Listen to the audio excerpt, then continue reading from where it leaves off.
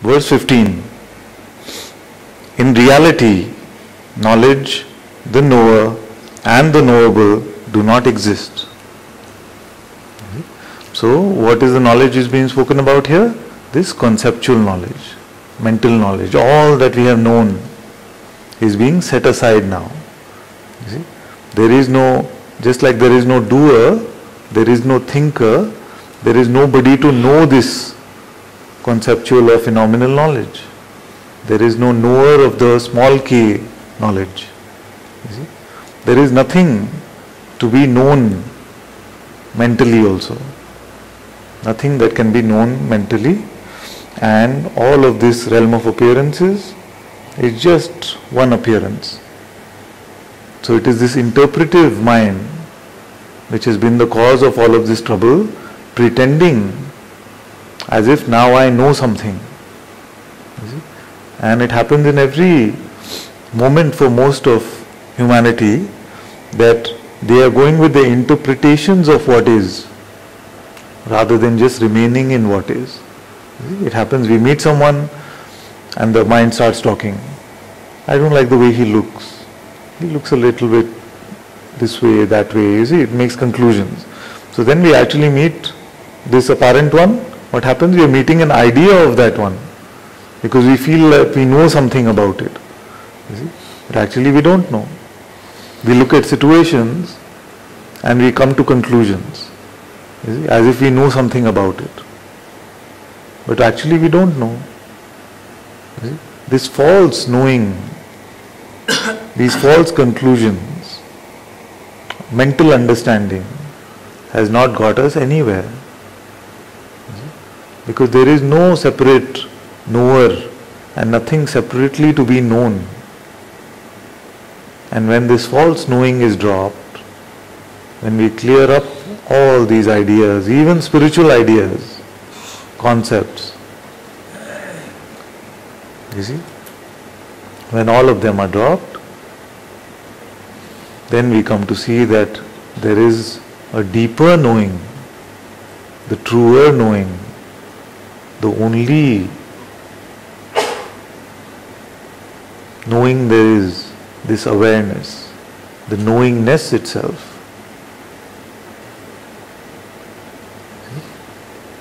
That which knows of your existence, but not as a concept. That which knows itself, but has no concepts about itself. That you are aware now is a deeper knowing, is a deeper seeing beyond the realm of concepts. Because there is nothing to interpret there. You do not find any phenomena there.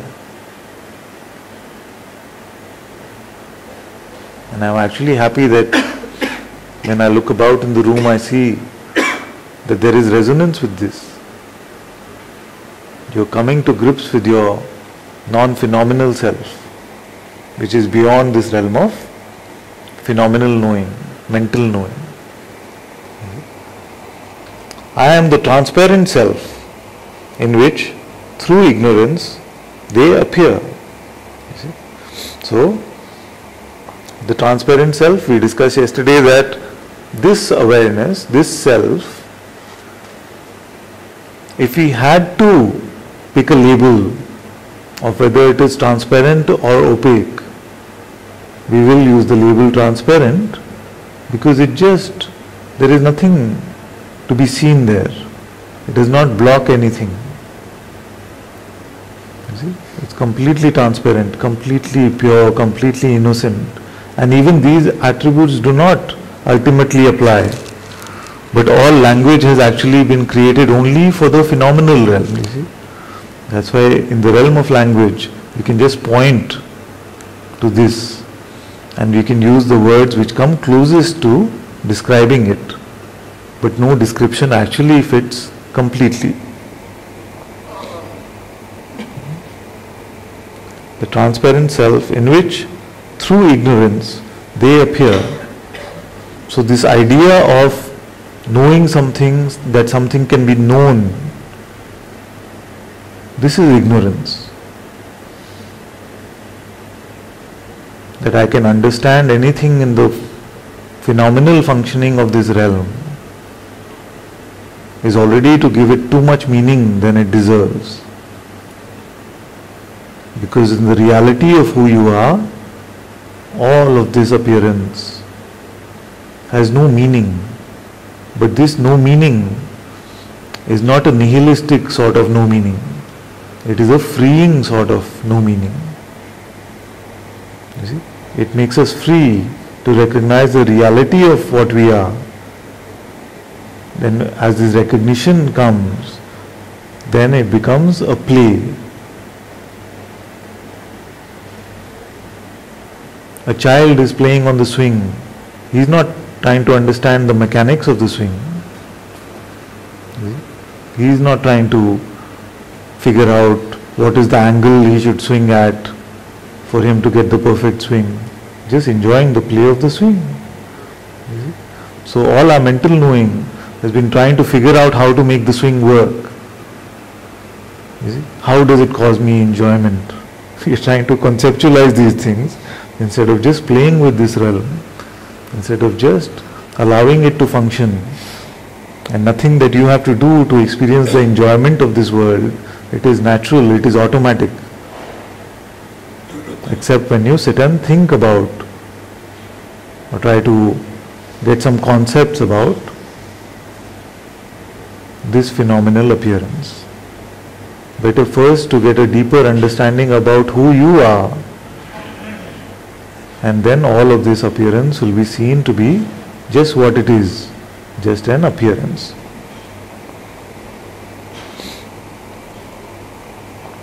Verse 16 is, looking at one and seeing many is the cause of all misery.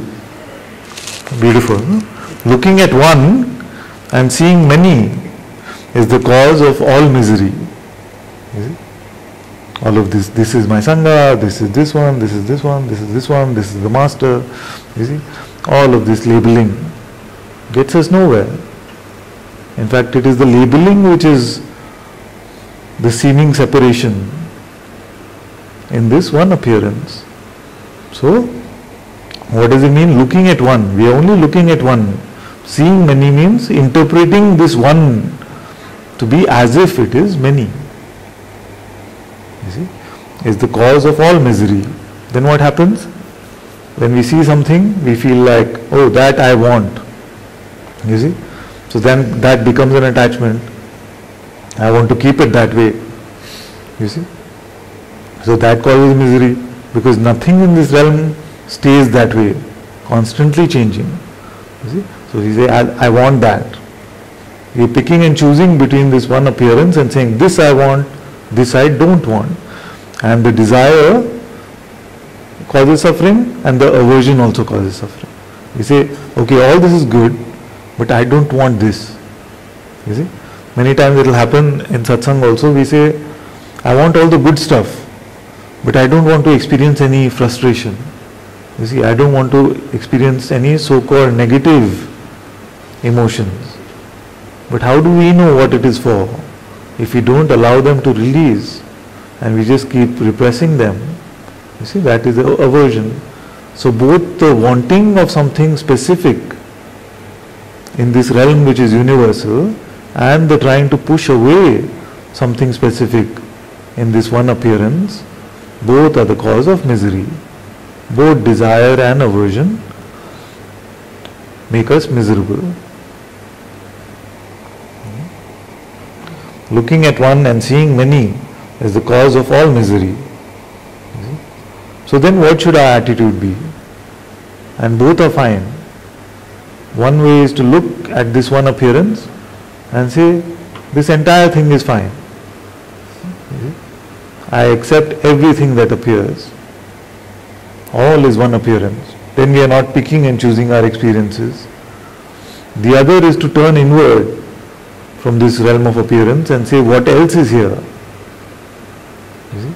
What else is here? So, this, to accept everything as is surrender.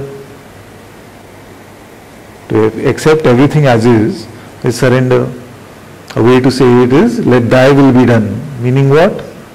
Let everything that has to appear, let it appear. I am not making a distinction between this or that. This is acceptance, this is openness, this is surrender. You see? The other way is to say, okay, all of this realm of appearances is here as one appearance, but who am I in all of this? Am I here? Am I an appearance? You see? Who is the witness of this appearance? You see? So in either case, when we take this apparent realm to be one, whether we become completely in acceptance of it, or we start to inquire who is it appearing to, it will bring us to the realization of the one truth, that I am awareness, that solitary witness.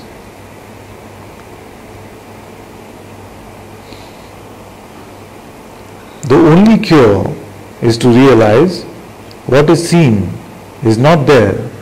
What does it mean? What is seen is not there? It means it does not have a tangible existence. It has no permanence. And we looked at the definition of truth where we said that only that which is unchanging can ultimately be called the truth. Everything else is a relative truth. You see?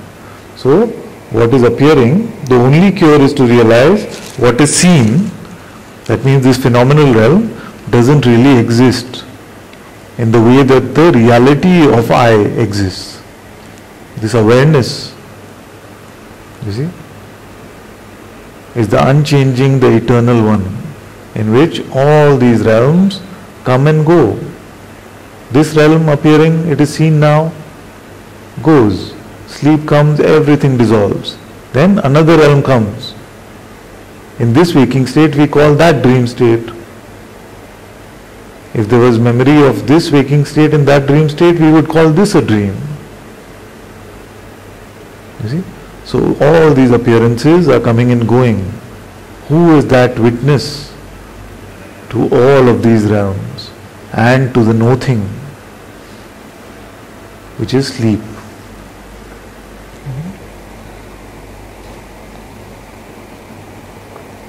I am one, aware, blissful, immaculate. You see? So this awareness is one, unchanging, unmodified, unlabelable, oneness. Now what is the bliss that is spoken of here? That is same as the bliss of sleep. Why is it that when we get tired, we want to experience this bliss of sleep? Is it like the tasted bliss that we talk about in this world? No, there is nothing in sleep, you see. But even to rest in that nothingness is being described as blissful. That is why Papaji used to say that you could be on your wedding night in the arms of your beloved, but when sleep comes calling and you've had enough of this realm of experiencing, then nothing seems attractive to you and you go to sleep. That which is beyond this bliss, that can be experienced in this realm.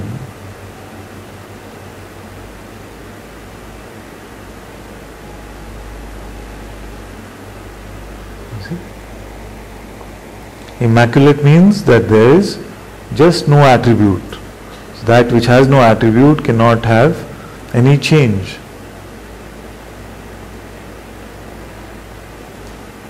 Remains as pure as ever, unchanging. 17. I am unbounded awareness. Only in imagination do I have limits. Reflecting on this, I abide in the absolute, the unbounded awareness. We saw that it has no boundaries. Boundaries apply only to that which is phenomenal, to that which is an appearance, to that which all appearances are appearing, that itself cannot have any concept of space,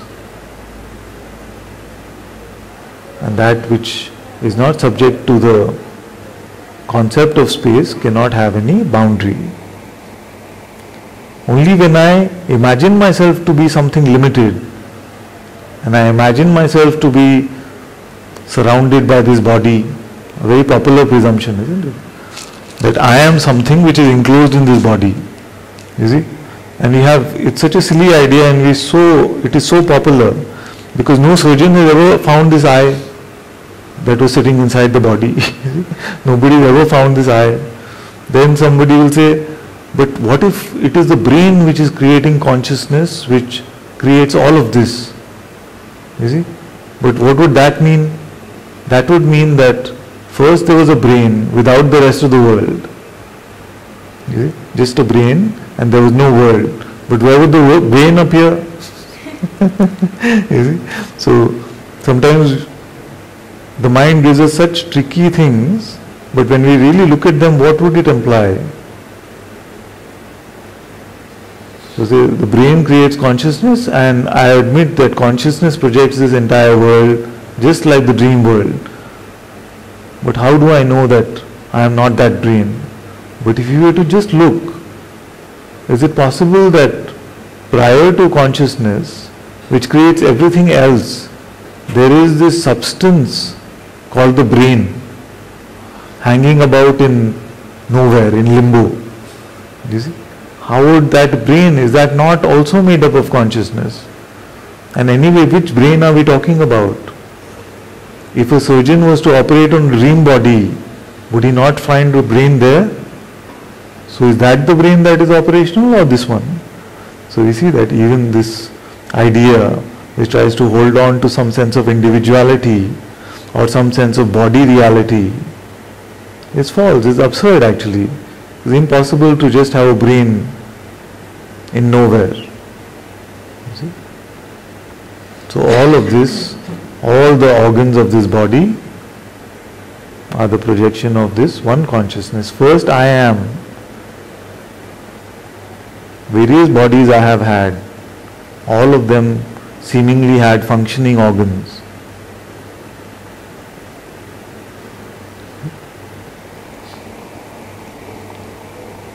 So only in imagination do I have limits. How many of us now see that it is the body which is within the I am? Or how many of you now still feel that it is the I am contained in the body? Yeah? Most of you see that it is this cloud of the body which is appearing in the sky of being, and not the visual that the mind is trying to give you, that it is this being which is contained within the body. So then what did Bhagavan mean when he said heart? He only meant that seeming point of origin of the sense I am, which is for many of us or most of us, it seems like the sense I am emanates from this heart, but it is not a physical heart. Is it? It just is experienced this way. Some of you don't have this experience. You feel that I am is just everywhere. So you get confused when Bhagavan said heart. What does it mean heart? You see? Because for most of us the experience of amness seems to be centered around this non-physical heart region. You see? And yet it is boundaryless. That is why Bhagavan used the term heart to describe this non-physical consciousness, this not body restricted sense of being itself. So it is, and the mind will say you are using your imagination to pretend as if you are the absolute. But it is the other way around. We are using our imagination to pretend to be bound by this body.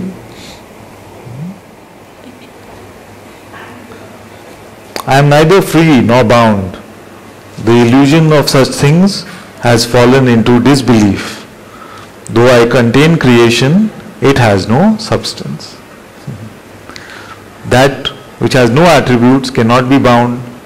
You see, that which cannot be bound, the concept of freedom also does not apply. I am this awareness, which cannot be said to be in reality free or bound. But if somebody puts a gun to our heads and forces us to pick, then we will say, I am free. Because bondage is completely impossible for that which we cannot even place in time and space. The illusion of such things, which means the ideas of freedom and bondage, have now fallen into disbelief. They do not apply. You see? Though I contain creation, it has no substance. So all of this creation is contained within me, but it fundamentally has no reality to it. It has no substance to it.